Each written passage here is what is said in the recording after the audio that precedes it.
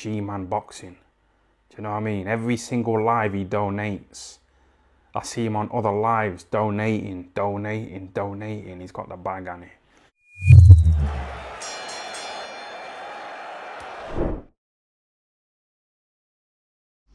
Alright people, review of the week time. And this is probably going to might actually be the last review of the week I do until the new year. But next week what I'll probably do, instead of review of the week, I'll do review of the year. Probably talk about all the big kind of things in boxing. Because I can't imagine there'd be that much coming in Christmas week, but you never know. But before I get into this, have a look on screen just there real quick. Blue Collar Sports TV, shout out to Del Boy. Been subscribed to him for a couple of years now.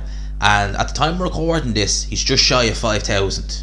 If he's already got 5,000 by the time this goes out, salute to Del Boy, delighted for you. If not, let's try and get him over the 5k hump, please. He's been good to us, and I'll return the favour as well. Now, let's get into this and we'll talk about boxing. So, where do we begin? Let's start with the card that happened. Well, will we start with Jake Paul or will we start with Parker? I done a watch along for Parker, I done a post-fight review, so we'll put that on the back burner for the time being. We'll start with Jake Paul. Knocked out Tyron Woodley in 6 rounds. Jake Paul has a lot of power in that right hand. You know, for someone who really had no real background in boxing, you know, he's really a novice pro. He's not a bad little fighter. Like, don't get me wrong, I'm not going to turn around and say he'll go on to make strides at world level. No. But he's not a bad little fighter. He's definitely got power there. He has more.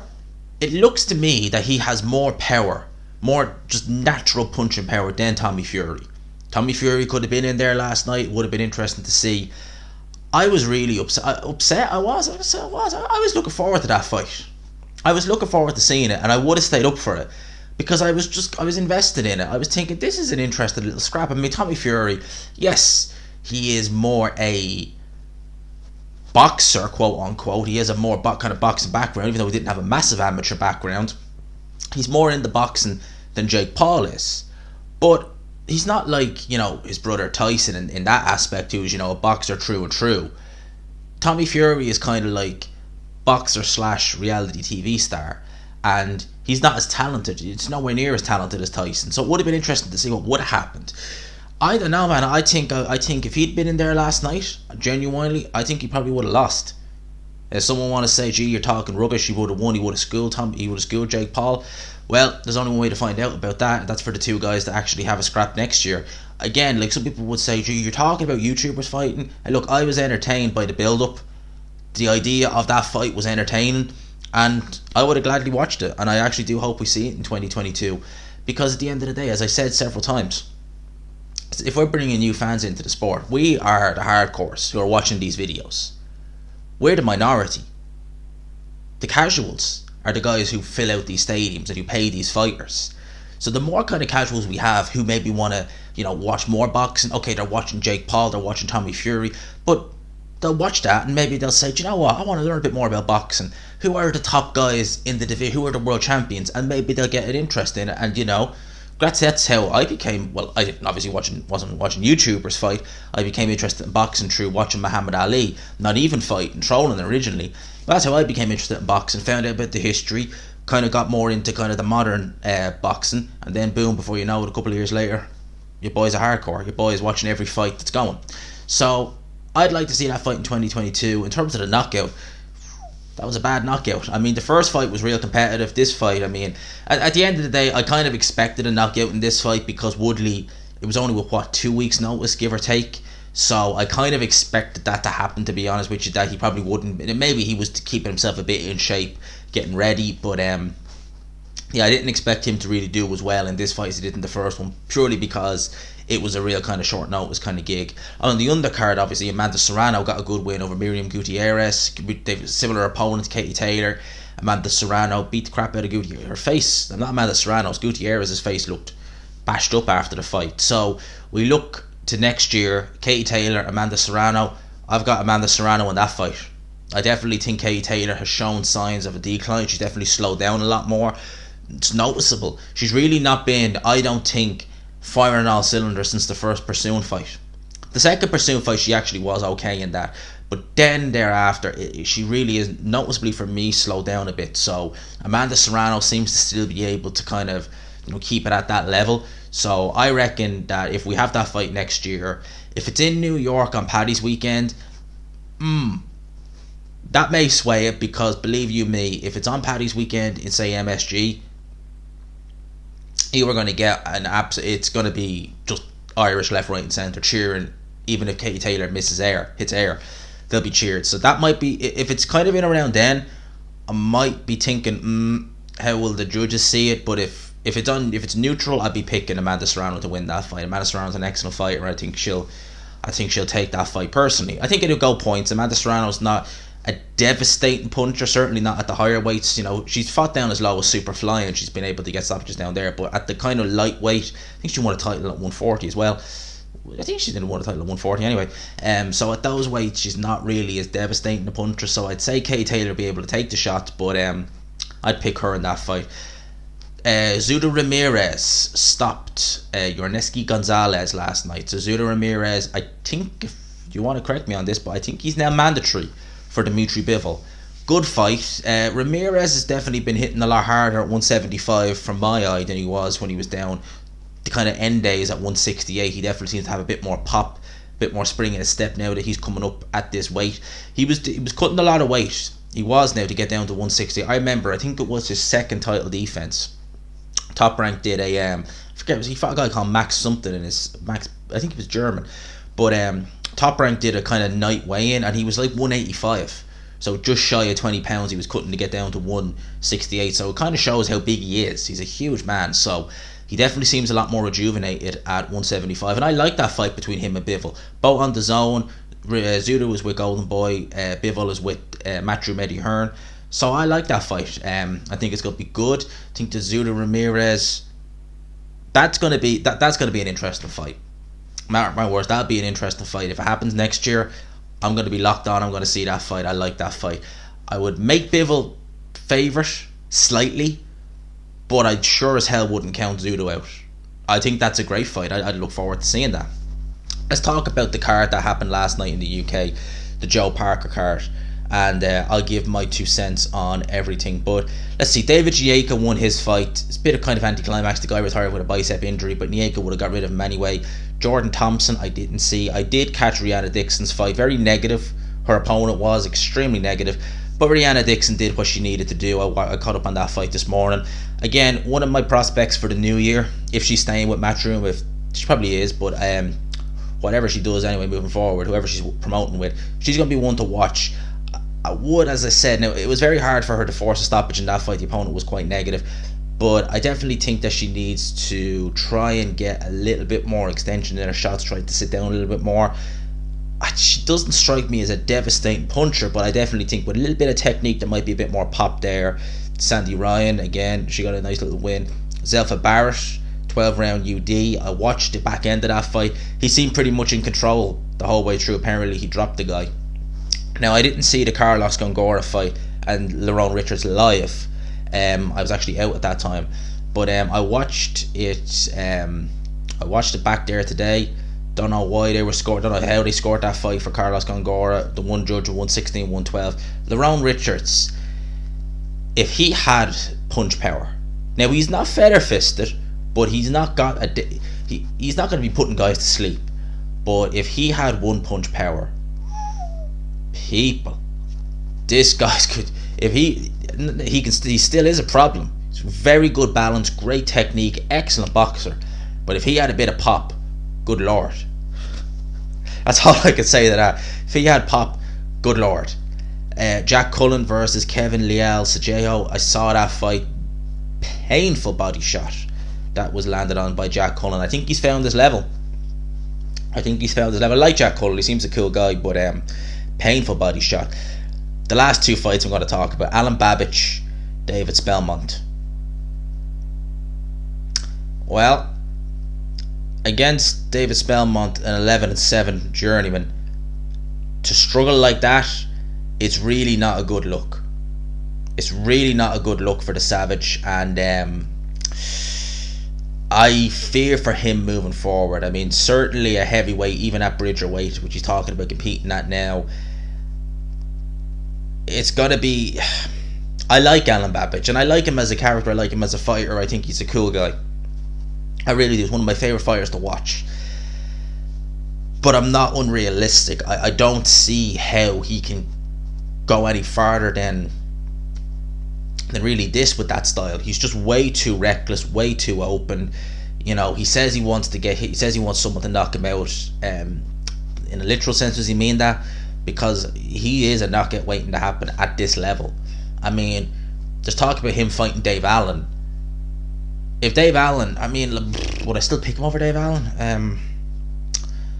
It depends how far Dave Allen has regressed, because we haven't seen him in a competitive fight since the David Price fight, and if they fight in 2022, that could be 3 years. So we really need to see how far Allen has regressed. But if he has anything left, if it's the Dave Allen who, I'm trying to think of a good performance. I'm trying to think of actually a good performance from Dave Allen. If it's the Dave Allen who will say fought, I'm trying to think actually. Who will say fought Lucas Brown, even though that wasn't exactly a good performance. But if he's got anything left of that in that aspect, it'd be interesting. It'd be interesting, certainly. Joe Parker, Chisora, we spoke about that already at length. But I was happy with the improvements I saw from Parker. The killer instinct, I think that still needs... I'm going to give him the benefit of the doubt because he definitely looked very, very much impressive early on. And I think that with Andy Lee, they will instill that. I think a few more camps with Andy Lee, a few more fights, will see that killer instinct come out from Parker. There is potential talk of him facing Filip Hrgovic, possibly in an IBF final eliminator. There was a WBO kind of tricky title on the line in this. Now Parker's been, I think he is still quite highly ranked with the WBO, so potentially it could, they maybe would say, right, for the interim title, because Joe Joyce obviously is waiting in the wing, maybe they'll order Joe Joyce against Joseph Parker for the interim title. Either of them fights I quite like. The Joyce fight for Parker, I would lean towards Joyce, maybe, potentially. But Parker letting his hands go, and really, you could see the hand speed in there against Chisora, and it was apparent. I like what I'm seeing. I would like to see a little bit more killer instinct from Joseph Parker, but he's on the right track. Certainly. Against Hrgovic, that's a great fight. I'd like to see both of them. Either or. So that was that card. Obviously, we had Beterbiev versus Marcus Brown on Friday. Look, was a great fight. I enjoyed it. Marcus Brown did what I thought he would do, but Beterbiev, you know, he still has it. You know, from what I saw in there, yeah, he was a little bit... he was never really... Even when he was getting outboxed a little bit in the early rounds, he never really looked in massive trouble. He always kind of looked like, I've got it. It was the cut that kind of... He was kind of like, I'm cut, now you pay. That was kind of how it was. It was almost like he saw the blood and was like, now you pay. Kind of like that. It was really just, once that cut came, he was like, you know, this just got real. So Beterbiev, will he face Canelo? I suspect that they'll be looking to do Beterbiev versus the winner of Smith versus Johnson. And I think with Beterbiev, it's a case of if he really starts to regress. You know, him against Canelo is a competitive fight, it's a good fight, but the longer he is at 175, because I reckon it's a struggle for him to make that weight, that may become apparent that he's struggling to make the weight in future fights. That cut will take a while to heal, take about 6-8 months to heal. And as well as that, he is still on the wrong side of 30, but he still looked quite fresh in there. He didn't look jaded or anything like that. So I think once we see him regress a bit, that's maybe when we'll see these guys be a bit more willing to go in there and say, right, let's take on Beterbiev. But I can see them trying to match him potentially with Joe Smith Jr. next, because they're both with Top Rank, and yeah, we'll see how that goes. In terms of other news that's been going on, we're going to talk about the welterweight division, PBC, Al Heyman specifically. Where do I start? Let's start with Errol Spence. Then Mike Coppinger is reporting that Errol Spence versus Yourdenis Ugas is being finalised. 3-belt unification fight to happen in April or May or March of next year. I thought we were going to get Crawford versus Spence next year. We may still, but we're getting a unification nevertheless. So we could have undisputed at welterweight potentially by the end of next year. Potentially. Yourdenis Ugas versus Errol Spence. Now, I would pick Errol Spence to win that fight. But there's a but. Errol Spence has been inactive since the car crash. He had one fight against Danny Garcia. He did look good in that fight. But that eye injury, that forced him out of the Pacquiao fight, I worry about that. Because eye injuries sometimes they're never that straightforward, and I do worry is because I'm telling you now, that eye injury, I reckon it's a result of the crash. Because do you remember that image? I think it was a mugshot of Errol Spence where you could see that eye, I think it was the left eye, it didn't look right. It just did not. That eye just did not look right. I think it was coloured. It had was it red or something like that, and the pupil was, and it just didn't look right to me. And I wonder if that is an injury that's been there since the crash, but it's really flaring up now. So I do worry about that. Now, if this fight happens and we see a Spence near his best, he should win this fight. Yourdenis Ugas is tricky, he is, but I think Spence is superior. If they do that fight, potentially they might have Crawford on the undercard. If Crawford is leaving Bob Arum and he goes to PBC, we could have Crawford Spence next year for all the marbles. I would love that. Conor Benn was mentioning Yourdenis Ugas last week. Would he be mentioning Errol Spence? Would he be mentioning Errol Spence if Errol Spence does fight him and he wins? I'm just asking that question. This isn't me hating on Conor Benn, so don't go and say, gee, you're hating on Conor Benn. But what I will say is, right, he was happy to call for Josh Kelly when Josh Kelly was getting ready to face Avanesian. When Avanesian beat Kelly, he didn't call for Avanesian. Alright? He didn't. He called for Yourdenis Ugas after his fight last week. If Yourdenis Ugas fights Spence and he beats Spence, would he call for Spence? I'm just asking the question. Alright? Just asking that question. Because it's not me, you're hating on Conor. It's not hating. I'm asking that question. In other welterweight news, Keith Thurman, waiting to hear this, he's going to fight Mario Barros, who was recently stopped by Gervonta Tank Davis on February 5th. Pay-per-view. Elastic don't reach that far. Pay-per-view. They put on some head-scratching pay-per-views this last year, have Fox and PBC, haven't they? They put on Ruiz versus Areola. They're putting on Ortiz versus Martin. Now that has a heavyweight undercard. And Thurman, who hasn't fought at the time, would be probably, 2.5 years? Yeah, 2.5 years. Against Mario Barros, a 140 pounder, coming off a loss to a 135 pounder. And they're putting that on pay-per-view. Leo Santa Cruz on the undercard. Abel Romanos versus Josecito Lopez, and Nuis Nery versus Carlos Castro. Okay, it's not a bad undercard, it has to be said, but a lot of pay-per-views by PBC. I wonder, is it down to the fact that PBC do paying their fighters a lot, and maybe they're looking at that and they're just thinking, do you know what, we can't have this on just standard Fox, standard Showtime. We need to go down the pay-per-view avenue in order to be able to make, anyway decent profit. Potentially. But Thurman versus Barros, I like Keith Thurman when he was one time a couple of years ago. Right now, I don't know what we're going to get. Like this, I have no clue what Keith Thurman's going to turn up. Because he didn't look amazing in his comeback fight against Josecito Lopez after 2 years out of the ring. He was beat by Manny Pacquiao. Yeah, it was a competitive fight, but he was still beat by Manny Pacquiao in Manny Pacquiao's penultimate fight, lest we forget. And he's had a further 2.5 years out of the ring. I just don't know what kind of Keith Thurman we're going to get. I really don't. So, I don't know.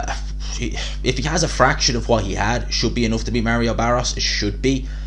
But I don't know what kind of Keith Thurman we're going to get. I really don't. It's going to be an interesting one. Derek Chisora, F retirement. I'll be back in the summer. Derek Chisora really is. He is someone who, he doesn't care about the losses. He just wants to fight. He will just fight. Will Derek Chisora? He will just keep going until he can't go no more. Look, I like watching Del Boy. I've always been entertained by him, but I don't know. At some stage, you got to worry about a fighter's health. He took a lot of shots in that Joseph Parker fight, and I wonder, maybe does Chisora not want to go out with a loss? Maybe have a fight in the summer just to kind of get a W and then go out, or what? I don't know. But will he still be in big fights? 3 back-to-back losses. Usyk, Parker twice. Let's see. Let's watch the space. Frank Warren has named 3 fights he'd like to make in 2022. Fury, Usyk. Well, we'd all like to see undisputed. Yard Bawatsi, I'd love to see that fight as well. Do I think the likelihood we'll see it? Probably not. And Avanesian versus Ben, again, I'd like to see them fights, but I can't see it. I can't see them happening, to be honest with you. Potentially the Usyk fight, but and Fury fight, but I can't see the other two happening anytime soon. I'd love to see all them fights. Danny Jacobs, John Ryder, now reportedly agreed for February 12th in London. So I'd imagine that would be, I would imagine that would be on DAZN, wouldn't it? I would imagine anyway. It would probably be on DAZN, because John Ryder, is he still with Eddie Hearn? I think he might very well be. So that'd be interesting. Now, Danny Jacobs hasn't looked the best as of late, it's fair to say. On the contrast, John Ryder has actually been looking quite good. Yeah, John Ryder's been looking alright as of late. As I said, should have really got the decision, I felt, over Callum Smith. Didn't, but he's going to go in there with Danny Jacobs. Not a fight I really expected to see be announced in 2022. Just kind of came and just like, there you go, John Ryder versus Danny Jacobs. Okay, fair enough. We'll see how that goes. Joe Joyce is set to make an announcement this week. I think Wednesday was the date they were saying about a potential fight in February 12th. They haven't announced an opponent, but I would imagine they'll be announcing the opponent probably in due course. Big announcement is what Frank Warren said, so I'd hope we're seeing him in there with, a really decent enough fighter. We'll see who it is. And lastly, we'll talk about, because there's not really much, we're kind of nearing this time where boxing kind of tries to die down a bit, and January is always a slow month.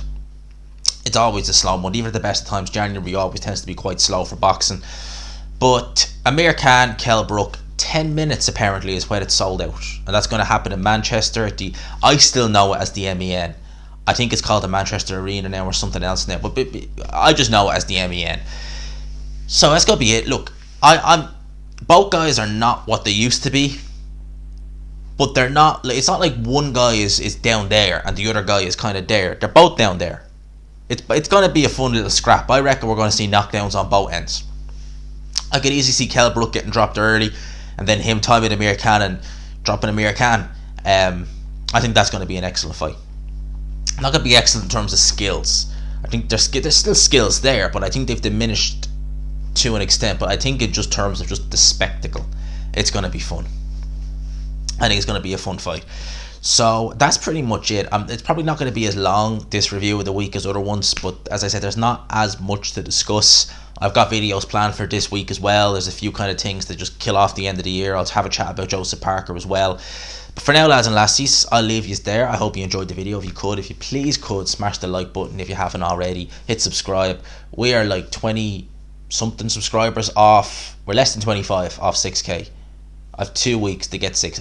I've got like 30 subs in a day before. I can easily do it by the end of the year. We're nearly there, peeps. We're nearly there, nearly at 6k. For now, lads and lassies, have a great day. I'll chat to you. Peace.